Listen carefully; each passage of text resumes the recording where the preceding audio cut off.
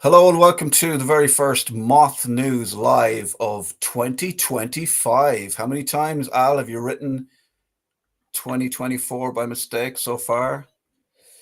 None, but I did write 2026. Oh.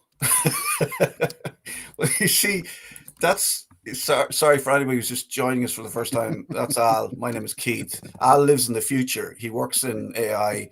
He develops futuristic software, and he doesn't know what year it is, basically. Yeah, and if you remember, just a very little, Sidebar. unuseful sidebar comment or whatever. I mean, it'd be interesting for people to if they wanted to comment on how many times 2025 was used in movies to predict the future. Oh, yes. Because we thought by 2025 we'd have flying cars. We'd be living in, massive mile high sky rises. Maybe we already are. And yeah, we'd have different levels of roads because we'd have flying cars. That hasn't happened yet, unless it's happening where you are. I mean, anything is possible with you, Al. It's definitely happening, right? But when I was going to wear the t-shirt today, but I didn't. One of the big ones was Star Trek, right? Mm. They would have infamously kind of, fast forwarded to 2025 as the Beam Me Up Scotty years. I was going to wear a Star Trek t-shirt today, but I wore a monkey with a cigar instead because I thought it'd be cooler for 2025. Was it Procol Harum? The year 20 in the year 25. I'm getting way ahead of myself there. So I mean, like you're a talented guy, Keith. I mean, that was a very nice karaoke moment for everybody. Sorry about that. Quickly moving along. I won't sing again. Did you have a good Christmas? I did. You? Yeah, it was nice. It was nice. But it's nice to be back and nice to be back working because I get a bit lost in the days. Idir na nullig. So idir na nullig is those, if you don't have a word for those days in between Christmas and New Year or whatever, there's an Irish phrase, idir na nullig, which means between the two Christmases, which is Christmas and Little Christmas, or Common na nullig na ma. Jesus, don't be mentioning Common na ma. Huh? I'll be in trouble there. Common. We're getting very athletic. We're getting very woke. Very briefly, headlines, if you don't mind, Al. Over 530 admitted patients waiting in hospital beds at the moment, and that's according to the Nurse and Midwives Organisation's trolley count, which they do every year. They don't just count the trolleys; they count the people in them as well, which is handy. Sometimes I have my own trolley watch at Tesco's when I go shopping because I can never find one. That's kind of less serious, though, I suppose. Weather watch. Why they call trolleys in the first place? Anyway, I mean that's ridiculous. They're portable beds. It's kind of beds on wheels. I think it's just to say that if you think it's bad, no, hang on, let's frame it worse. I mean, my dad is quite a good patient, and he was in hospital recently. And he was on a trolley, and actually my father-in-law as well. And they were like, "I'm grand. I'm in the hospital. This is comfortable enough. I can sleep." It just depends on the person, I suppose. And everybody would like a bed, but I mean that's a lot. And like flu has been pretty bad this year apparently. Weather watch, big yay for the schools because it looks like, and a big boo for parents like yourself, Al, of school going kids. The schools may not be back on Monday because the snow isn't really going to melt. So where there's snow falls, we're going to have it for several days next week, and going to start snowing probably Saturday night, Sunday into Monday. So just, have you ever tried to impress your girlfriend, Al? A girlfriend? I'm not saying you. I know you're happily married. A zookeeper in Uzbekistan was eaten alive after filming himself with lions to impress his girlfriend. So let that be a warning to all hormone-fueled young men. The accident, which happened at a private zoo in Uzbekistan, left the 44-year-old worker dead. And according to reports, this happened in December 17th, 2024, but we're only hearing about it now. That's they obviously don't have social media in Uzbekistan. He just shouldn't have been lying. He should have been. I mean, have a bit of pride. You know what I mean? Akuma Matata. Akuma Matata. Hakuna Matata. It means no worries. Yeah. Unless He you're a had no, zookeeper in he had no Uzbekistan. worries, man. Yeah, He, he had no he worries. definitely shouldn't have done what he did. He had lots of worries, and now his poor family have lots of worries as well. So, listen, I was going to talk about consumer rights, and I will towards the end of the show. I'm going to move it back a little bit because we have a guest in waiting, and I will introduce this gentleman to you. This is James, and James has a company called Comrade Workwear. Yes, James. What's James, up, guys? How you doing? which part of the US are you coming from? I'm in Brooklyn, New York. Brooklyn, beautiful, Yes, beautiful, a lovely, lovely neighborhood, hipstery. It's all kind of getting that way these days. Yeah, the area that I'm in has been a little less gentrified, but it's all coming. Yeah, the gentrification is coming to all the old cool neighborhoods. So a little bit about yourself. I just want to give Al sort of a brief intro to you. So you had an idea for a company, playing cards. You can tell us more about that. You put it out in social media, I presume, and then one of the mainstream, you call them right wing, there's a New York Post, put you on the front page, and then other publications followed. And shortly after that happened, you had a visit from the NYPD, and shortly after that happened, your social media accounts were shut down. Are you with us so far, Al? James, tell us about this idea that you had for, is it a game? Is it a... I mean, they're just playing cards. The media really wanted to turn it into much more than it was. Like, I'm an artist designer. I've had this sort of like socialist oriented clothing company for 3 years now. And a follower reached out on a Saturday, and they said, "Hey, did you know about the Iraqi playing cards that they made in 2003? The U.S. government made these playing cards to like distribute to the soldiers, and it was so that they would know the faces of like their highest level targets." And I was like, that's hilarious. We should like do this with these CEOs, just sort of like as a satire. I do a lot of education on my platforms, and so I was like wanting to turn this into a moment where people could learn about the CEOs themselves, about the companies themselves, about the sort of like terrible things these people have done. Healthcare is like a really easy one to look at and understand, like as an industry, how much like they deal in the death of our fellow people.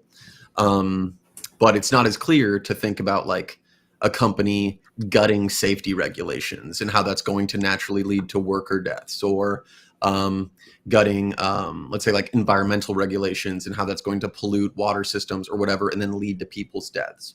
And I wanted to try and make it more clear that like overall, the leaders of these companies, the owners of these companies, they not only make these decisions that kill us the same way that a healthcare insurance company denying claims does, but they knowingly do it. They know when they make those decisions that those are going to be the outcomes. But those are not even really sacrifices. Those are just okay things for them to do because they're not legally culpable. And so I wanted to like create a thing to make people understand and help them learn and know that the people that make these decisions they're real people that you can have a conversation with. You can push them to make different decisions or whatever. Yeah.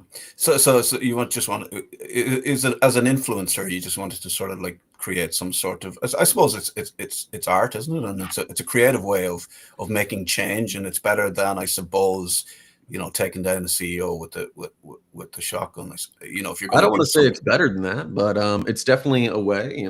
I like to consider myself some kind of artist, not like a good artist, but I make art, and I think that this was a fun and entertaining way to help people, learn a little bit.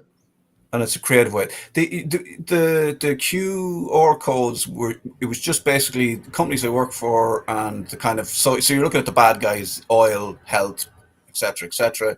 And there was no personal details, I presume, about these people, where they lived, or any of that. They're, I mean, mindful. These are still being made. So this isn't a was. This is an is.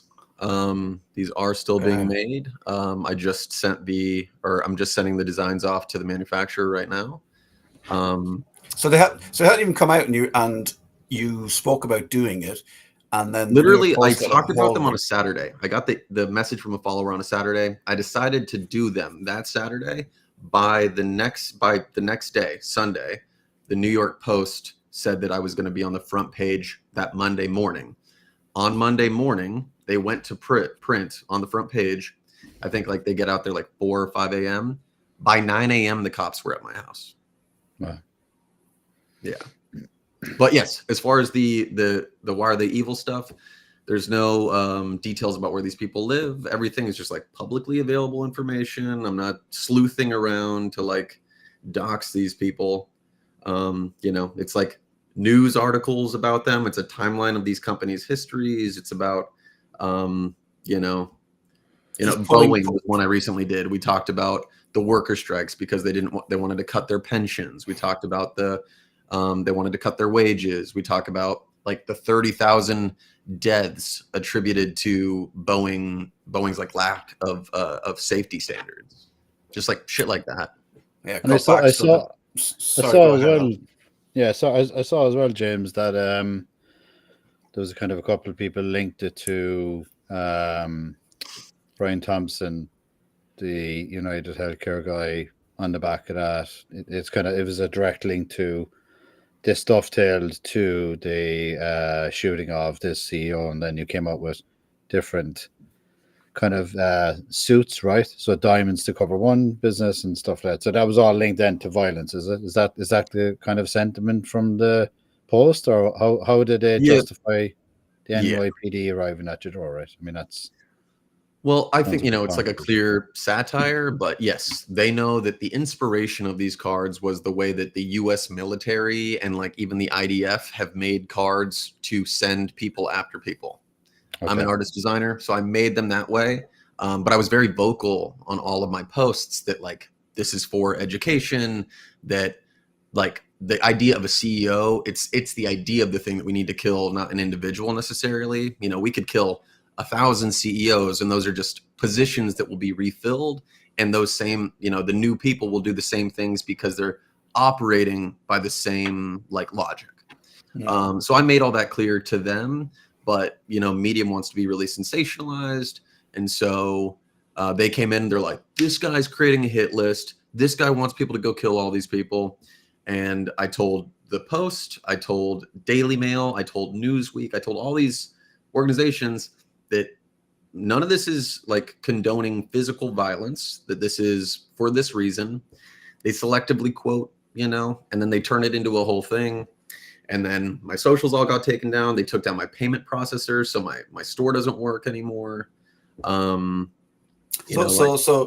Instagram, Spotify, Shopify, sorry, not Spotify. I don't know if you have any songs out.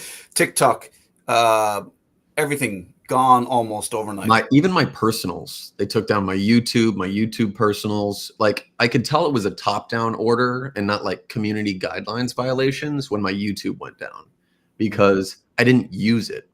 Like I had like 2 videos from like 6 or 7 months ago that was just going over like some recent, news report at the time. And so I knew they said they're like flagrant community guidelines violations. I was like, but there is none, because I didn't do anything. I haven't done anything on this account. And that was the moment where I was like, someone on high has been making things happen. The same way that the payment processors, when I hit up Shopify and I was like, why are you doing this? They're like, the banks told us that we couldn't do it anymore. So what's happening now, James? Can you speak about what's happening now? So that happened. When did that exactly happen? I mean, majority of the socials happened in the first week. Okay. The payment processing, like PayPal also was in that in the first week. Shopify payments and Apple Pay was the second week, as with my backup TikTok. They'd already taken my backup Instagrams the first week too. And so now I'm talking to a lawyer. we think we have like a really strong civil rights case against the I mean, I don't want to talk about too much, but like we might have a strong civil rights case against the NYPD.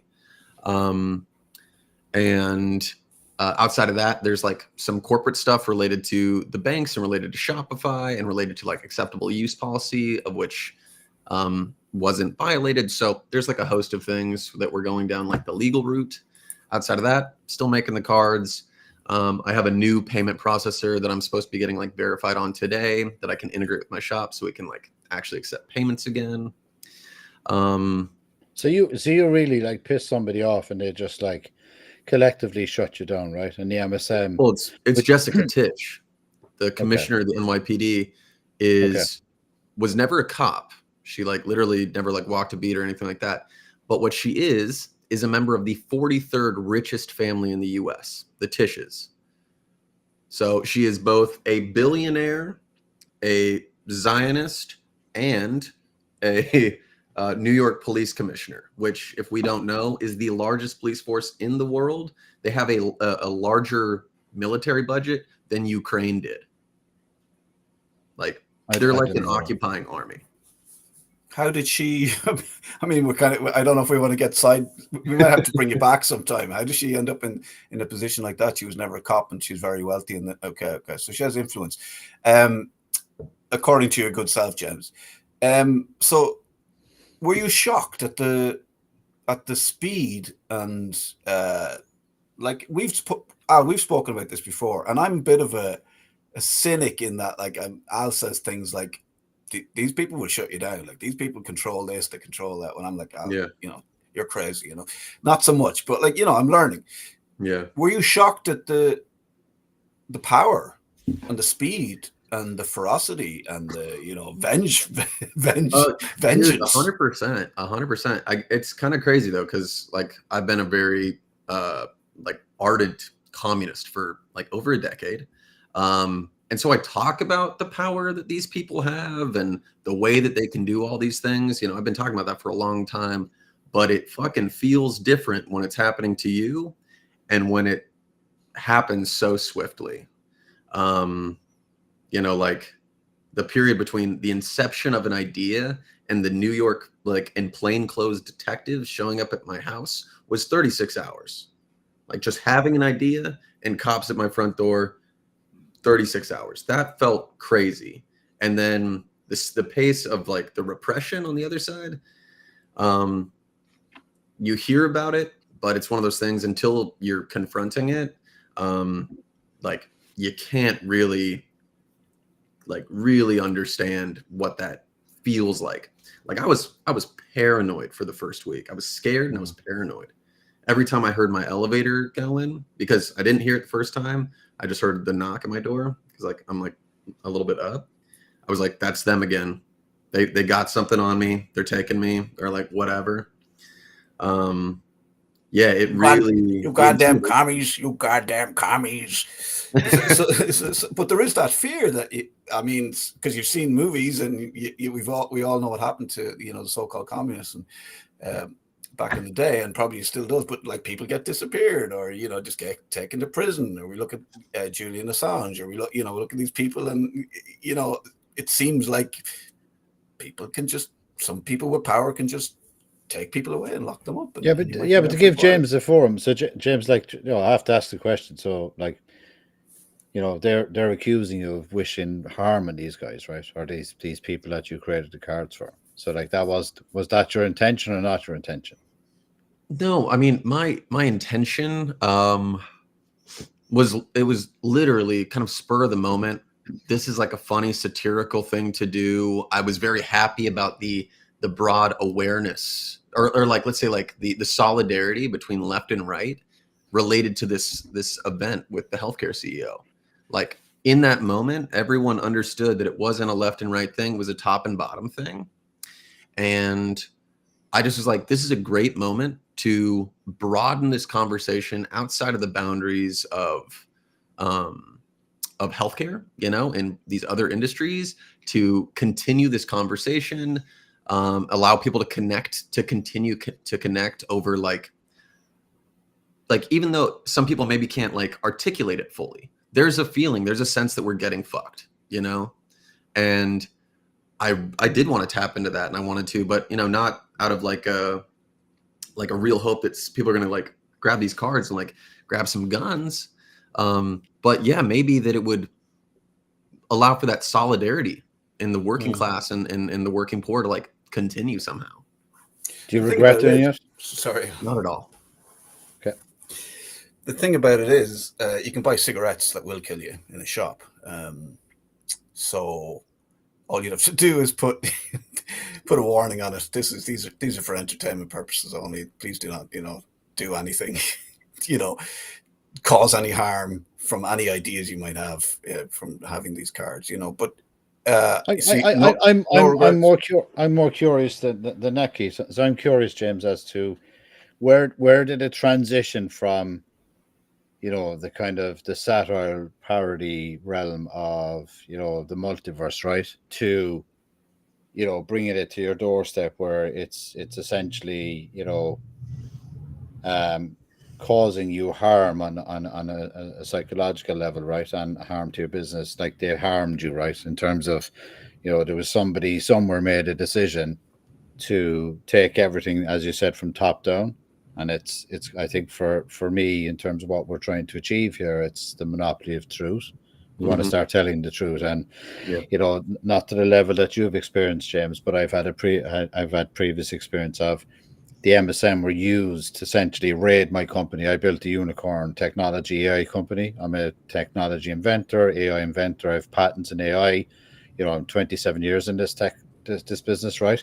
And somebody just decided they wanted the technology and they used the MSM to go and get it. So then what they were writing about the company became fact, even though it wasn't true. Yeah. But then it became true because they were telling people so much that the truth became the truth. Does that make sense? Right? Oh, yeah, fully. And this is completely what we're trying to demonstrate here. It's that, that people have to wake up to reality to say that this is happening. This is real. The existing media outlets are used for purpose, and you have to start qualifying what they're saying, and you have to start processing yourself as to what is actually being communicated is just bullshit, right?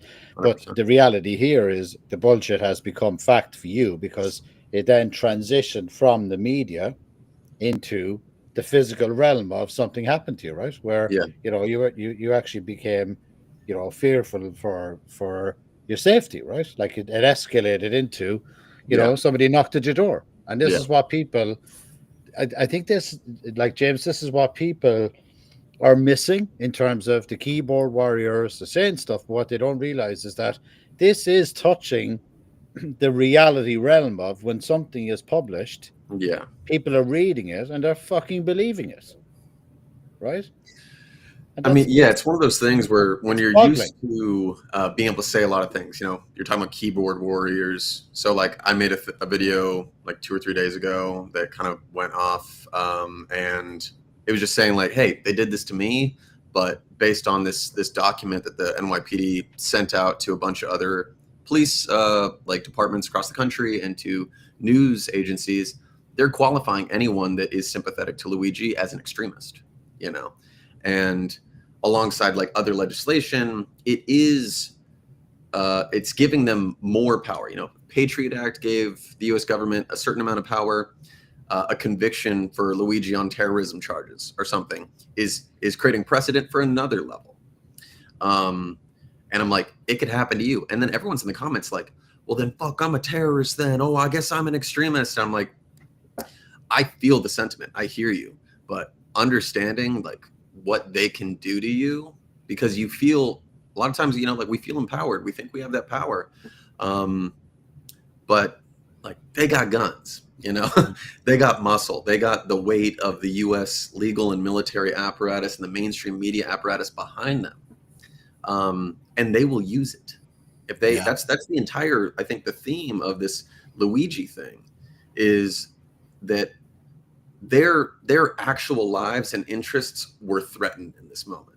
And what did they do? They came out with like the strongest display of force that I've seen in a long time, like from a domestic sense. Like obviously like the Palestinian protests were one thing, but the media dialogue around that was still, I think, minutely sympathetic, and it was trying to present a thing.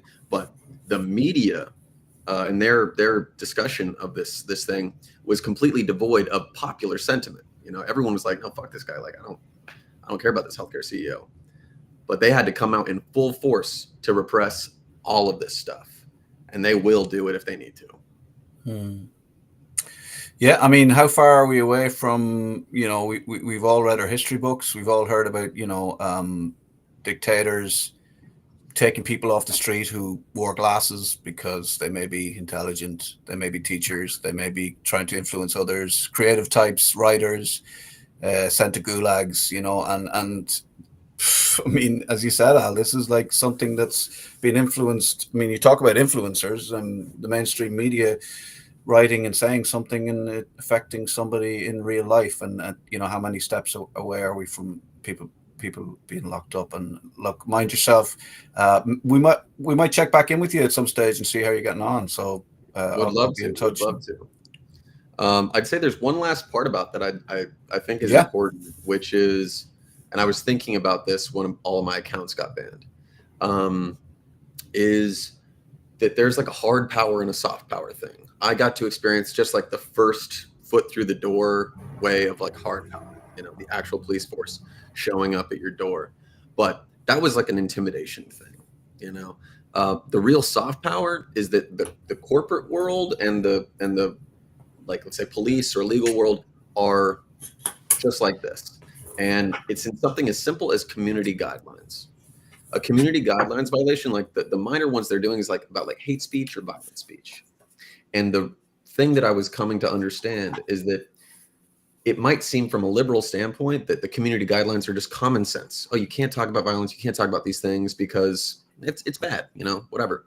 But when you realize that when they can qualify anything they want as hate speech, and you also realize that violence historically has been like one of the single most effective tools at social change, you realize that these as mediums for communicating with the public, by putting these boundaries on what you can talk about, they are effectively cutting you off from the ability to affect certain kinds of change. Because James, isn't there a more kind of sinister paradox to that, right? Where you're building, and lots of people are building, their career, their income that's dependent on these platforms. Yeah. And what's actually happening is, at the touch of a button or the click of a finger, right? Or if you head into the realm of gray, you can literally be shut off and shut down. So I don't call it soft. I call that equally as hard. It's just a different form of it, right? You know, I'm just being kind of... I think I'm talking about the way you talk about like soft power and hard power internationally. You know, like cutting off financial flows is a very hard thing to do, but it's not at the point of a gun. And so a community guidelines situation, yes, you're right. That's a sinister thing, but it doesn't appear that way immediately. When you're going through it, it appears that way. But from the outside, I'm saying something different. I'm saying that people realize it's hard when it happens to them. So I'm saying is that it's another life lie. It's the paradox of we're being convinced that it isn't that big a deal if somebody's shut down. But if we actually reached out in an interpersonal relationship and reached to the person and say, yeah, but how did that impact you? It's like, man, I was broke overnight. I didn't have access to my cash. I didn't have any income. And sometimes that's even more impactful than the hard side. Do you understand? Like, that's my point. No, you're totally right. I wasn't fully with you. Like, take a punch in the face or be broke overnight. Which one would you pick? I mean, I've been honest with. Right? I take the punch, like, because you could defend it. You can't defend this movement. It's kind of like you're fighting the faceless ghost, right? It's kind of like you're shut down. You don't really know who to speak to, turn to. You're just deactivated, right? Yeah. So this is where we need to wake the fuck up as people, 100%. To be honest. Like, wake the fuck up. It's never going to be the person that comes in and sticks the fucking gun in your face and says, I'm going to take you down. It's a person that's going to come in your back door, into your laptop, and just wipe you out overnight, and you're cancelled. Yeah, I guess to speak to Keith's initial question, then, I don't think that it's somewhere that's far off. You know, like, I don't think that we need that kind of like black boot fascism type stuff that you imagine from, literature or from, the past. I think that it happens. You know, we have like this technological version where as long as they can cut you off from financial flows and from the ability to communicate with people, it's like their job's done. They're keeping it going. As long as they can keep it going, that's what they need. So and they can do it sitting in their underpants before they eat Yeah. their porridge in the morning, right? Yeah, That's it. straight up. It's done. which is It's like, which is my favorite way to start the day. But exactly what you're both saying.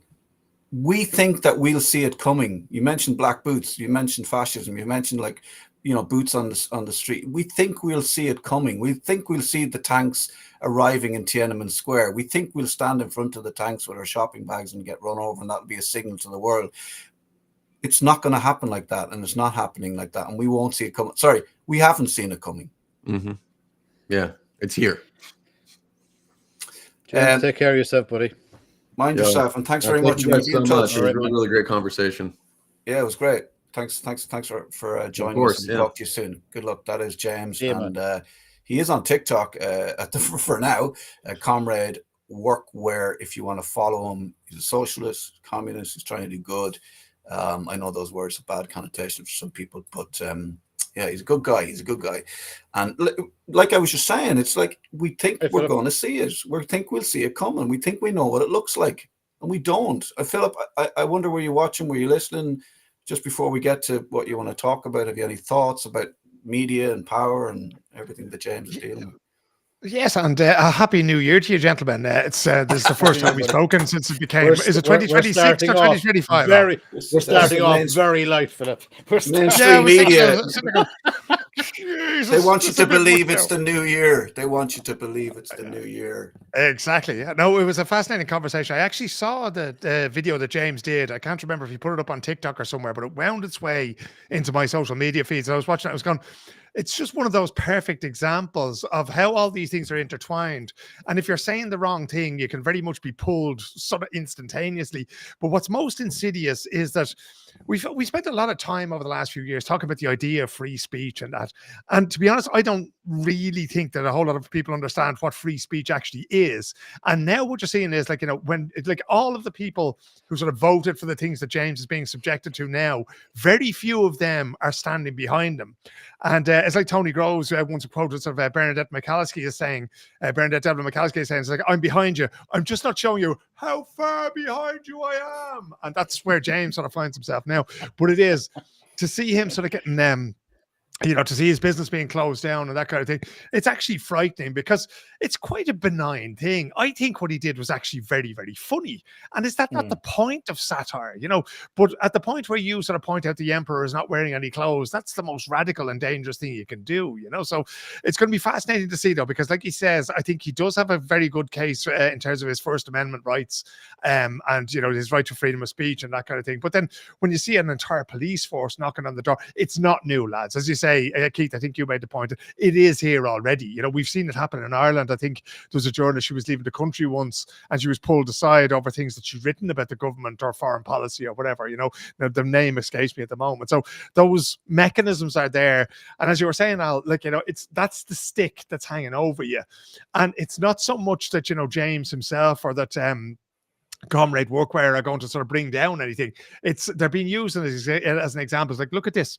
This is what happens if you stick your head above the parapet and you say the wrong thing, as we often see with people who speak out about issues to do with Palestine, to do anything like that. You know, they're kind of, you know, I hate the phrase cancel culture because I don't think it really exists, but you see that happening. You see them being moved to one side and they become personae non grata for those of you who went to rugby schools on the south side of Dublin. Keith, did you go to a rugby school on the south side of Dublin? You're nodding away there as if you did. It did me arse. I had to get it in there. I was thinking that the word. I thought you were going to come up with the word. I definitely didn't, Philip. You certainly don't have that D4 rugby school look about you at all, Alan. You know, good Munster man that you are. I can imagine you might like the rugby, but the D4 thing, that's completely lost with you, brother. I did start rugby very young, actually. C4. I did play rugby. Yeah, you had the look of a rugby player, all right. Well, he's a man of many talents. I do remember my experience of trying to leave Israel after I visited Palestine a few years ago, and just that you know, they're saying things to you and you know they mean it, and you know, you're trying to explain who you are and why you're there and what you're doing and all that kind of stuff, and you know, it's reality, and we just need to be, you know, that's their reality. they would say, you know, they need to do that to defend their country, whatever. But we just don't want that to become a reality when it comes to being creative. Like it made me think of the Brian Cowan on the Jacks painting, you know, and there was such a big hullabaloo over that and how disgraceful and disgusting. And, you know, people, the citizens themselves will help authorities in stamping this out. When you mentioned cancel culture, generally comes from the people. It's a form of sort of a, yeah, it's a way of the people sort of like shutting something down they don't agree with because they feel uncomfortable about it. So that kind of like the authorities had to step in and do that themselves this time.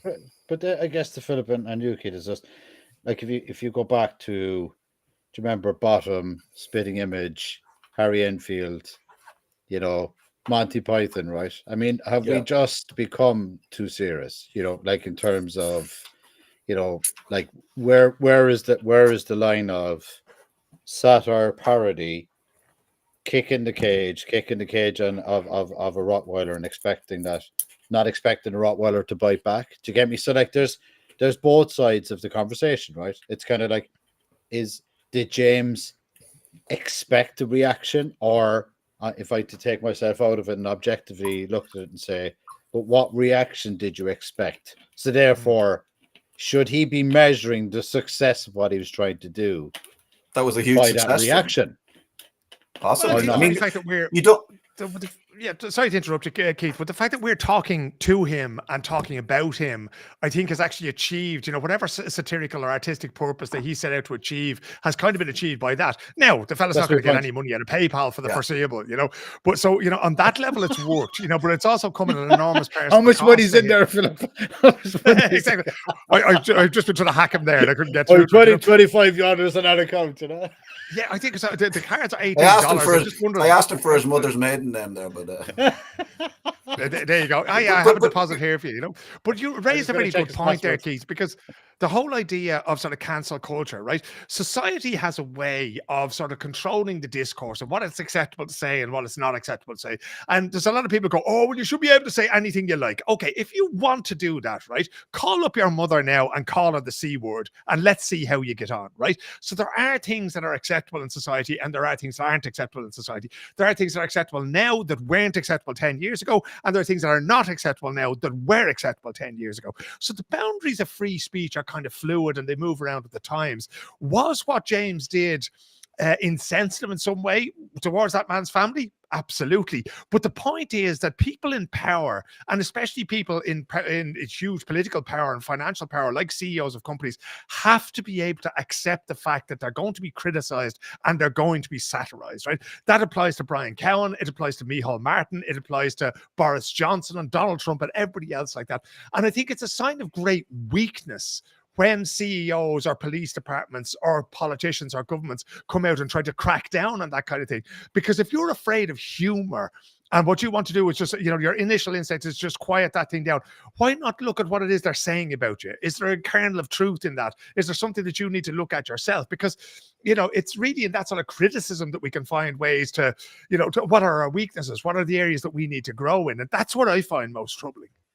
I'm making a slightly different point, Philip. What I'm saying is, do we have to realize where we are in the situation as somebody who's trying to communicate? And should we start communicating a bit more clearly? Whereas if James had said, listen, I'm going to use a Dublin phrase, sure, I'm only messing. I'm only kidding. Do you get me? It's like, that's my point. Is it where we've did he deliver his piece of art in the wrong way? Correct, in a serious way. And like you're carrying the asterisk warning, right? Say, guys, listen, I'm only messing. So if you look at James as a character and say, if I was to look at James neutrally today, right, and look at the content he's creating, would I associate him with doing something that would be along the same lines as Harry Enfield, Monty Python, or Spitting Image? That I know categorically that is the one that I would use as a more exactly that everybody knows that what he's producing is content. Listen, I'm only messing, but there might be an undertone.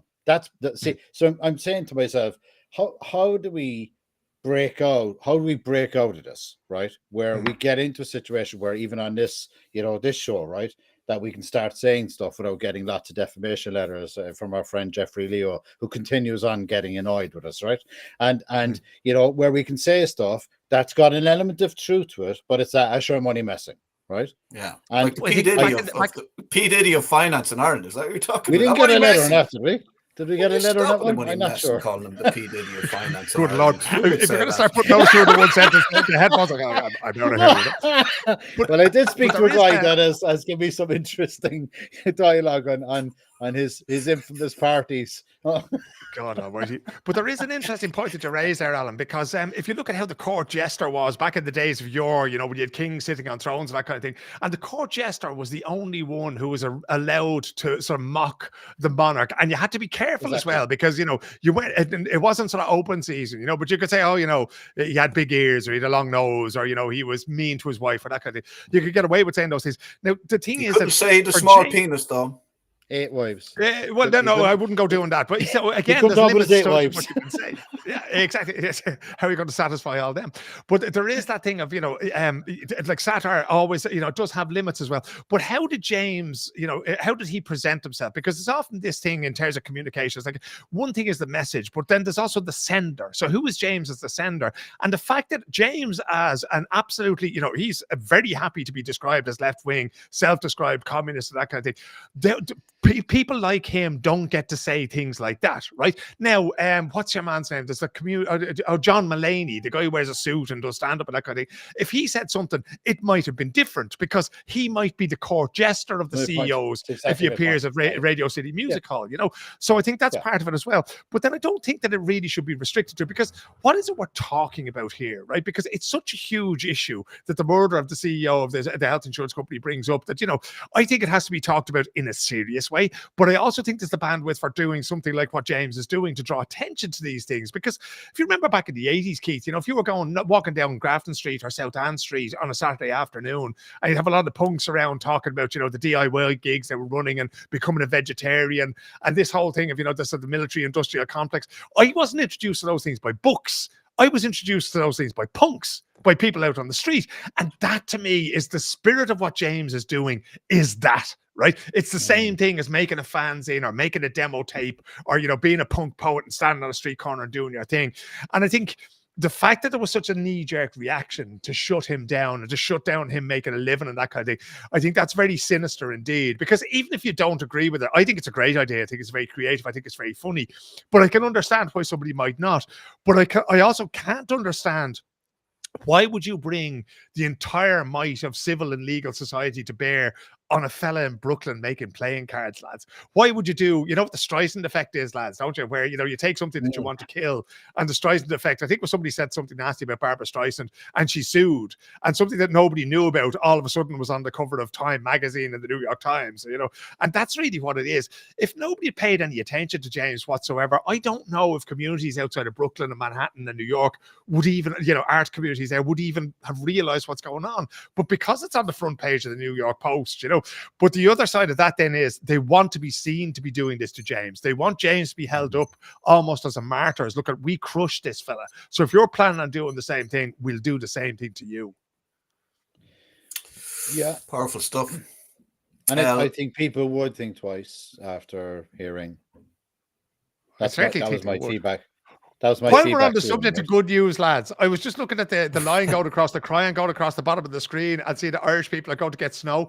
Greetings from Stockholm. -9 as I was coming in here to sit myself down in my little studio today.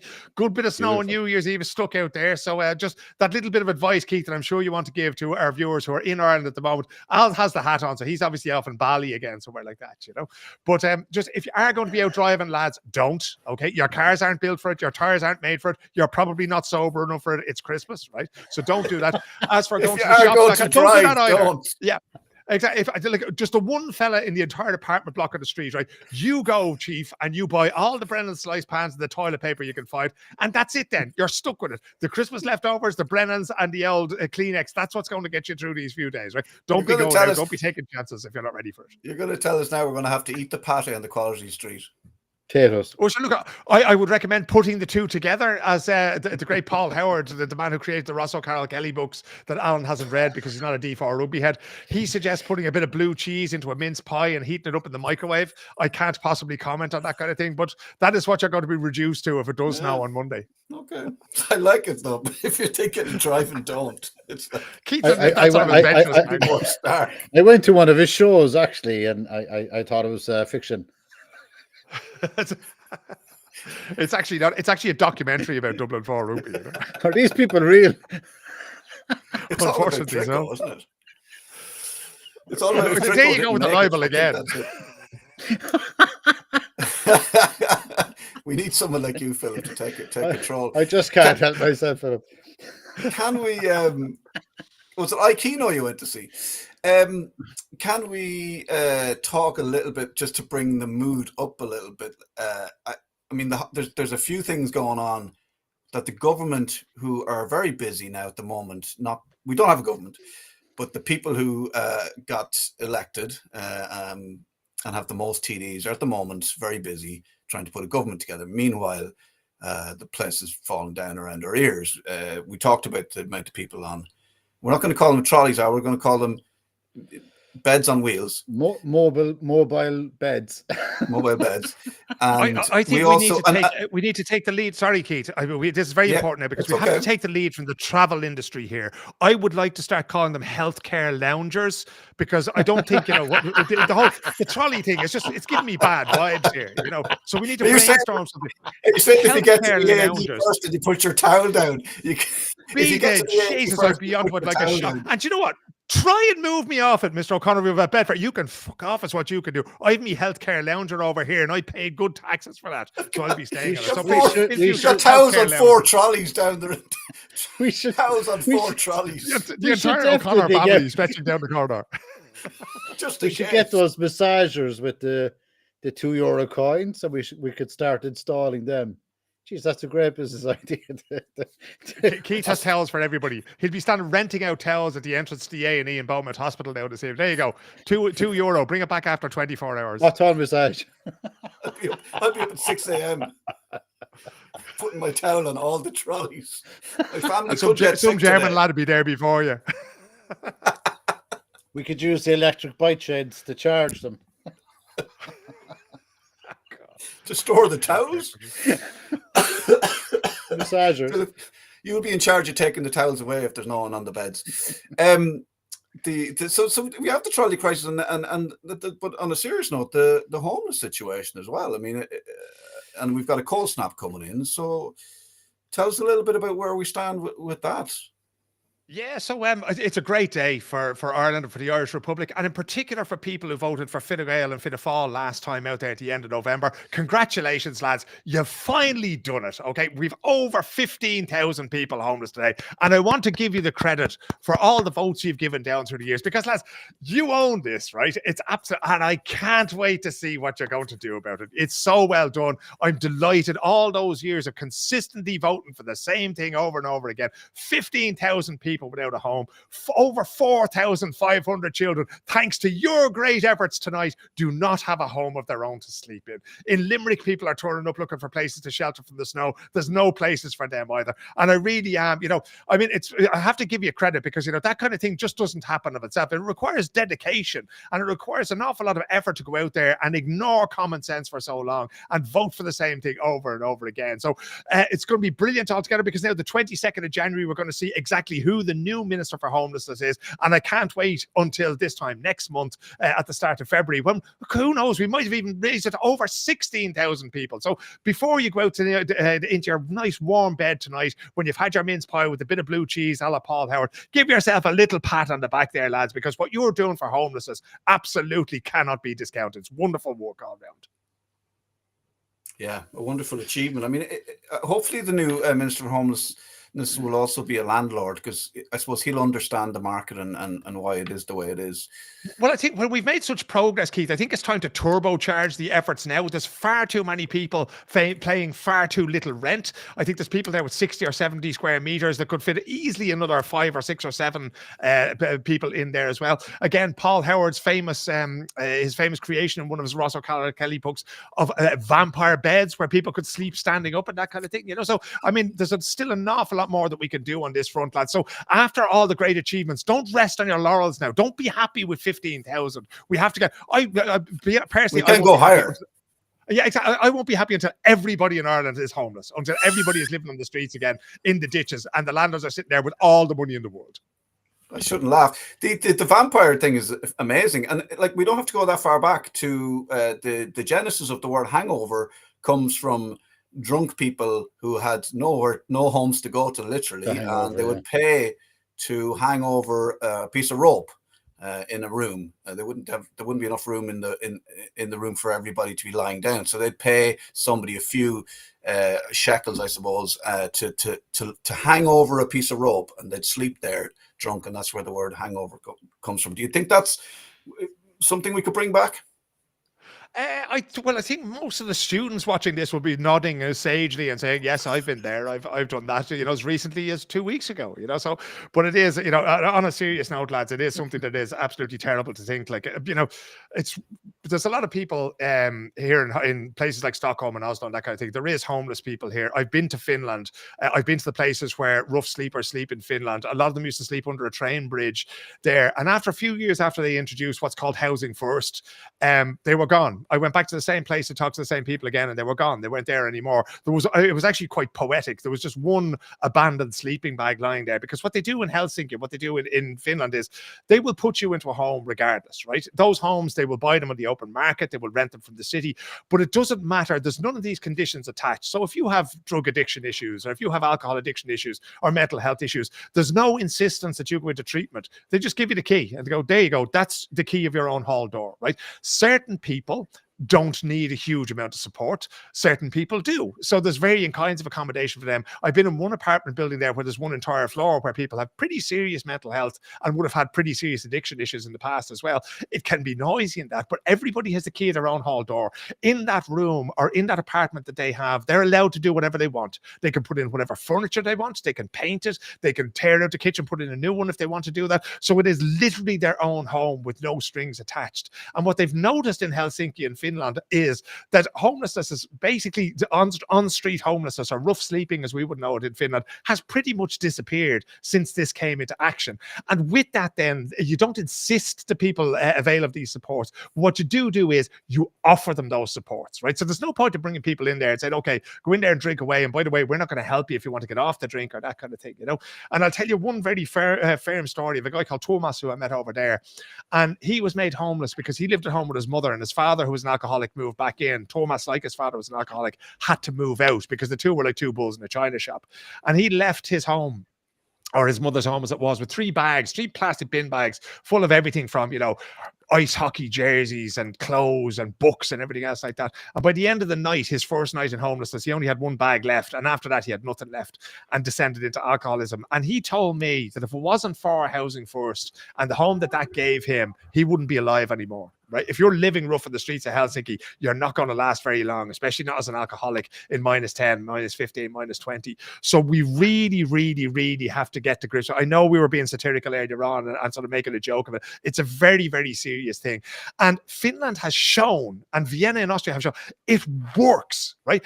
They've told the Irish government about this years ago. The man, Juha Kakkonen, who's behind this, told me that he has visited Ireland, and he told the Irish government how it worked and how they did it years ago. And the fact that successive Irish governments have chosen not to do so is a political choice. It's a choice that is there to serve landlords and to keep expenses down, right? They know exactly what they need to do, but day after day, month after month, from 12,000 to 13,000 to 15,000 a day, they have chosen not to do it, and we need to do better.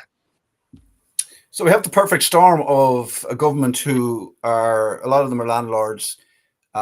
They have skin in the game when it comes to building and selling property, not to the citizens, but to, private equity firms.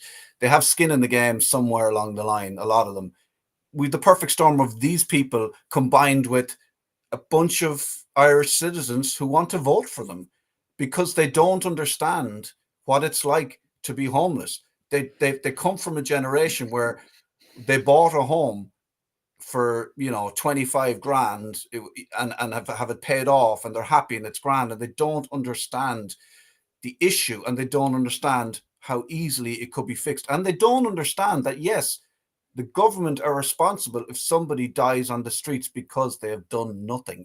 That is that if you do nothing, that is an action. By doing nothing, it's an action. And if somebody dies on the streets and you're in government, you're responsible for that death because of inaction. I wrote a piece a few years ago. There was a man named Johnny Corrie who died just around the corner from Leinster House. And I wrote a piece on a blog that I had at the time. Now, I'm going to have to see if I can find it on the Wayback Machine because the website itself got wiped out. But the headline on the piece was, "We all killed Johnny Corrie." And my point with that headline was that everybody who's voted for that or stood idly by and got to a point. Now, Johnny was one of the first people to die who was experiencing rough sleeping and homelessness, who was one of the first to die in this particular housing crisis. I'm not saying it hasn't happened before, but Johnny was the first to die in those circumstances. I think it might have been about 2015 or so. But since then, and what I said in that piece was, we cannot allow this to be normalized, and it has become normalized because people are dying on the streets with greater regularity, or they are dying in hostels in places where they live literally for one night, right? There's no security, there's no nothing. And the whole logic behind it, the whole idea behind it, that, okay, you're not going to get off the streets unless you get treatment for X, Y, or Z. Do you know how hard it is to do anything when you're addicted to drugs, or when you're addicted to alcohol, or when you have schizophrenia, or when you're bipolar and you don't have a roof over your head? It's absolute nonsense to suggest that you can solve these problems and then we will reward you with a home. These are the kind of things that, places like Finland have moved on from that for so long ago that they look at Ireland, they think, what on earth are you people doing? But the fact that we've allowed that to become normalized, and that there is no political will really, because the other side of that, Keith, and you were quite right in mentioning politicians who are landlords, and you have these, in vulture funds coming in and that. But let's not forget that there was a lot of people back in the 70s, the 80s, as you mentioned, who bought sort of houses. Then there were people who, maybe during the crash, they were stuck because, they couldn't get rid of a property. And maybe they were renting out that property and they moved back home themselves, and they've managed to hold on to it. So there are a lot of small landlords out there as well. And I don't, by any stretch of the imagination, want to see those people lose their assets or lose their homes. But I also don't want people sleeping in the streets to prop up a market that has become so artificial. We have to, in some way, find something that works. To crash a property market when so much of Irish wealth, or the wealth of ordinary Irish people, is in housing, it never should have been allowed to happen again after 2008, 2009. But that's where we are now. And now I'm going to use the two words that, if I ever hear a finance minister using these two words, I run a mile, because you know what's about to come. The words are soft landing, right? We need to somehow take the pressure out of the property market so that, the value of assets is preserved for those people that have them, right? But we also have to start to provide roofs over people's heads. And Owen O'Brien will tell you, and Rory Hearn will tell you, the state has to build. That's really the only way to do it, because unless that happens, this pressure cooker is going to keep building and building and building. And at the end of the day, we're going to have two things. We're going to have the 15,000 homelessness, or probably a lot more, but we're also going to have another crash, because that's what happened the last time, because the underlying structure of the Irish property market is just so crooked and bent. Yeah, powerful stuff. And I just think that we as a country have to learn to help without judgment, and to listen without prejudice. And that is the key, because what we're doing all the time is, well, why would you give him a house? Sure, why would I give him a tenner? He's only going to drink it. Why is it? But why would we do this? Stop the judgment, as obviously the Scandinavians have discovered, that actually, you need the support first, and then you try and, see if they can manage to give up the. But people do not understand, and that's why they voted for Fine Gael and Fianna Fáil, because they don't know the reality of it.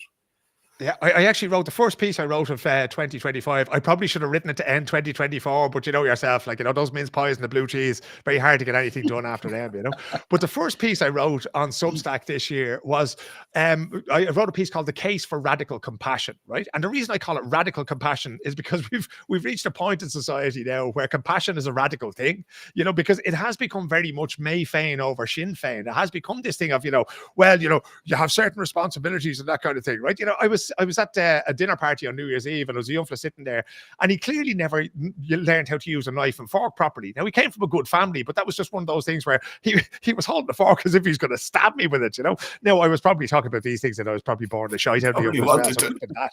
But the whole idea of that now for 2025 is one of those things that I'm going to try to sort of, you know, to make more of.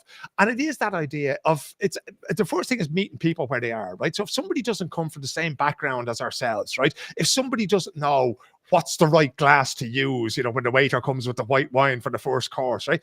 People don't know these things. You know, if somebody doesn't know how to tie a tie because, you know, the only time they've ever worn one is a clip-on one in court, okay, I have to meet you there. I can't expect you to know, you know, what cutlery to use for these things or how to behave in certain situations. So together we're going to learn that, or see if you can pick those things up.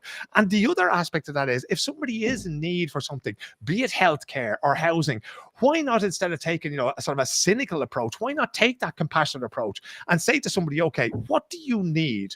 What would solve your problems right now? What would make you feel safe and secure and comfortable so that you can then go and deal with all the other things that are holding you back, that are stopping you from being, you know, the person that you can be? I look at somebody like yourself, Alan, who's an extremely intelligent man, who's had a tremendous career in business. Despite the setbacks that you've had, you've still done tremendous things in the fields of technology and with this media platform and that kind of thing, right? And I look at that and I go, Jesus, there's people out there as well who may not be as good or as successful as you, but who might have the same potential, and yet they might be sitting on a bench somewhere, or yet they might be calling up hostels this evening to see where they live. And that breaks my heart, because, you know, what's humanity about but trying to reach the limits of our own potential, you know, in the same way that you've done in broadcasting, Keith, in the same way that I'm trying to do in journalism. We're lucky because, you know, we've avoided those pitfalls, or we've come through some of those fires. And rather than turning our backs on people now, I think we have to, you know, avoid the temptation to pull that ladder up, and instead stretch that hand down and say, okay, how many people can we bring up with us thanks to the situation and the privilege that we have ourselves? Yeah. Mm-hmm. Well said. I mean, there was other things we were going to cover, Philip, but you were too good, and it seems it seems petty. You can tell I haven't spoken to anybody for a week. No, but I do love that sentiment, Philip, and it is something that, you know, if we were to kind of sum it up in a sentence, what is it? It's kind of the disconnection from humanity, isn't it? Like it was seen as humane to help somebody that was less off, or not as good off, or not as well off as yourself, right? Whereas now it's seen as weakness, like kindness is seen as weakness, and as you said, it's kind of seen as, to me, it's a cop-out. You know, like people are, oh, I don't really know about that because I haven't looked into it, or I'm not involved in that, or I don't know what's going on for those people. So it's a cop-out, right? And it's a cop-out from Ireland. And again, I think it was the easy option for Ireland to do what they did at the election. They took the easy option. That's it. And now we're sobering up now to the hangover, using that, following along in that thread, right? The hangover is kicking in now. It's like we're heading into 2025. The entire world is talking about prosperity of technology, prosperity of what's ahead, looking forward to the future. And here we are in our first show in the new year, and it's Ireland Inc. You know, it's kind of like the repeat of last year. It's like Groundhog Day, you know, if you saw that over the holiday season, right? We're waking up again to, is this really 2025, or is this back in 2007, 2008 all over again? Or what's happening? It's like same conversations. The hospitals are screwed, waiting lists, people on beds, homelessness, crisis of a financial perspective in Ireland. We might as well put fucking 2008 and 2009 on our calendars, right? It's the same. Keith, you can hang up that picture of Brian Cowan that's in your bathroom again. You can take that out and hang it up in the National Gallery. We'll be back there in no time. It might as well be that. That's it. Like, have we become what happened to us in the 70s and 80s, where we saw the atrocities across the border in the north of this country? Have we become?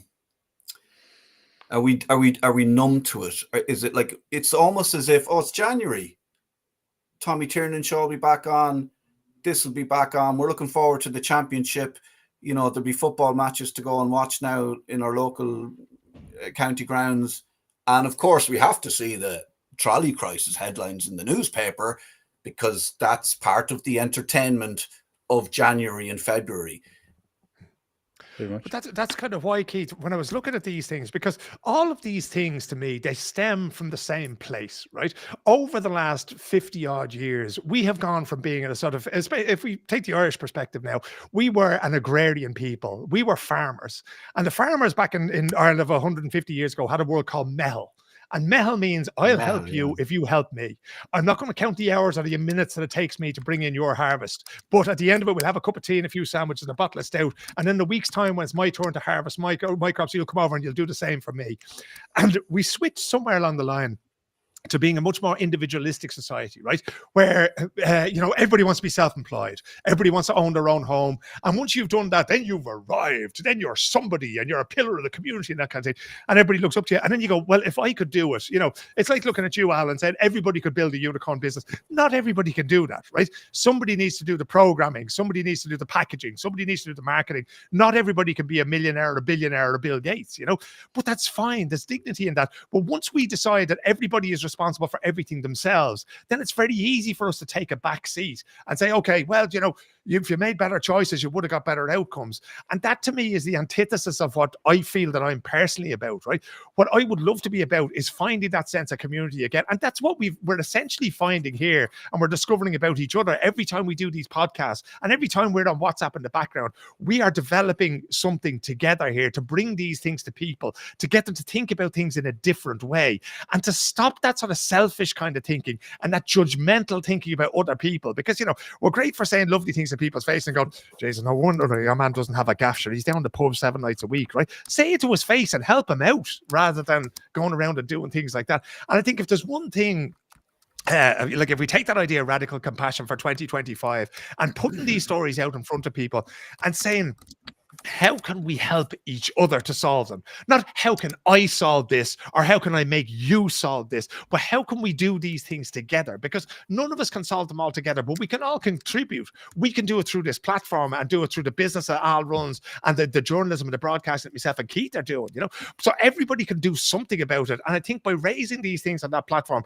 that's the first step. And I'm very much looking forward to doing this in 2025 together with you guys in lifting these things and maybe a different way of looking at them as we go.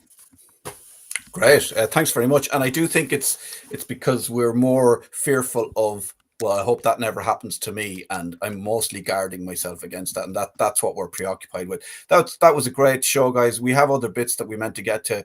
Al, is there anything you want to wrap up with? We didn't get to, I basically am looking at the running hour and going, oh, it's grand. Let's leave everything because that means I have a whole show now for next. Copy paste for next week. Or we can jump on. We can jump on Monday. It's fine, guys. Don't worry about it. The internet is free. We can be sitting here all day if we want to. No, brilliant. Thanks so much, Philip. That was great. I mean, it's. We're starting the new year with a bang, right? It's full on. So yeah, it's really, really good to speak to you guys again after the festives. And I guess, look, we not to finish on a low note or a high note. I guess for me, we're going to start looking at bringing people on to start highlighting these issues, because I think it's time to just get the information out there, get the truth out there, and hopefully we're going to start impacting, even if we reached one person every show, every time we come on, and then they reach 6 people. I mean, look, I think it's time just to kick everybody's ass, to be honest, especially in Ireland. I know. Slowly catch your monkey, Yeah. And when you see, he's got the monkey. Got the monkey with the cigar. You got the monkey off your back anyway, but he's still there. He's on your front.